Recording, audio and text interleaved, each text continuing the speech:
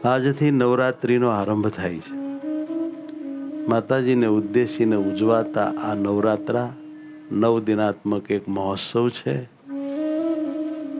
સારા શક્તિ ઉપાસક બધા જ ભક્તો અને બીજા પણ આ નવરાત્રાને માન આપે છે. અને કેટલાક એવા જે ભક્તો હોય છે તે આ 9 દિવસના ઉપવાસ રાખે છે, વ્રત કરે છે, તપ કરે છે, ભજન કરે છે. 9 દિવસ આરાધના સાધનામાં ડૂબી જાય છે. પરમ આદ્યા શક્તિ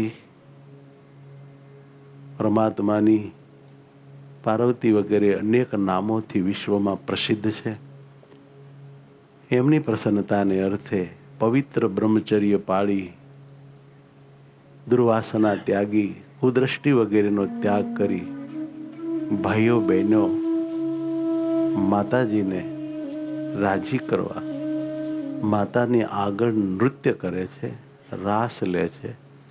કેવળ ભગવાનમાં અને માતામાં દ્રષ્ટિ રાખીને પવિત્ર પ્રેમથી આરાધનાથી 9 દિવસ ખૂબ ખૂબ ભક્તિ કરીને ભગવાનને અને માતાજીને રાજી કરતા હોય છે. આ આપણી શાસ્ત્રીય પરંપરા છે. આ 9 દિવસની આપણે બધાએ મર્યાદા રાખવી જોઈએ. આ 9 દિવસ દ્રઢપણે બ્રહ્મચર્યનું પાલન થવું જોઈએ, મન કર્મ વચને. વાલા ભગવાનના ભક્તોને આ 9 દિવસ નારાયણમય થવાય એટલા માટે આપણે નવરાત્રાના આયોજનમાં જોડાયા છીએ.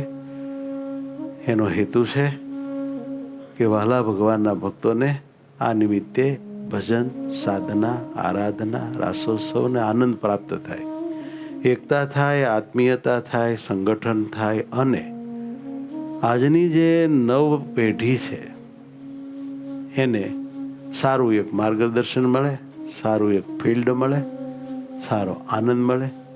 થનગનતી એમની જે શક્તિ છે બાળકોની, કિશોરોની, યુવાનોની, એ ભગવાનને રાજી કરવામાં ઉપયોગી બને. માટે આજથી 9 દિવસ સુધી અમારે આ કહેવાથી જે ભગવાનના ભક્તના નાના મોટા ગ્રુપો હોય એમાં દરેક જગ્યાએ રાસોત્સવનો આરંભ કરજો. આપણે ટાઈમે રાસોત્સવ આરંભવો અને ટાઈમે બંધ કરવો અને પછી સૂઈ જવું ભગવાનનું ધ્યાન કરીને. આપણે મહારાજના લાડલા દીકરા દીકરીઓ છીએ. પ્રાણ પ્યારા પ્રભુ આપણા માથે મોટા ધણી બેઠા છે. આપણા ધણી નાથ સ્વામી પાલનહાર ને ન ગમે એવું આપણાથી કાંઈ થાય નહીં, આપણે કરાય નહીં. વાલા મહારાજના હૃદયમાં દુઃખ થાય એવું આપણે એમના દાસ ભક્ત થઈને કશું જ કરાય નહીં. અને જો આપણે જ એવું કરીએ તો વાલા મહારાજને આપણામાં હેત ન રહે, આપણા ઉપર રાજીપો ન રહે. પછી ભગવાન દુઃખ આપણને જ્યારે આવે ત્યારે આપણા દુઃખને ટાળવા ઉત્સાહી ન બને, તરત દોડીને આવીને ઊભા રહીને દુઃખ હટાવે નહીં. કેમ? જે આપણા ઉપર એને પ્રેમને રાજીપો આપણે રહેવા દીધો નહીં, એને ન ગમતું કરીને ટાળી દીધો. માટે એવો ધંધો આપણે કરવાનો થતો નથી.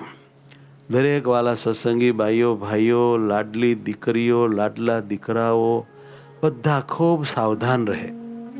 વાલા મહારાજની સતત આપણા ઉપર નજર રહેશે. આપણા ઉપર મહારાજ કેમેરો રાખીને જ બેઠા છે, અંતર્યામી છે. અંદરના ભાવને પણ એ જાણે છે, તો બાહ્ય ક્રિયાને જાણે, એમાં શું કહેવું એ તો જાણે.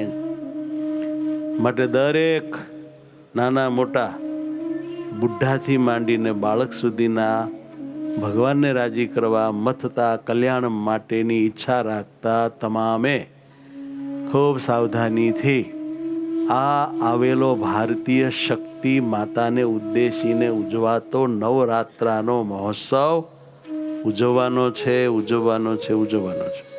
આપણી હિન્દુ સંસ્કૃતિ છે, સનાતન ધર્મ છે, એના અંગરૂપ અને ભાગરૂપ આરાધના સાધનાના દિવસો છે.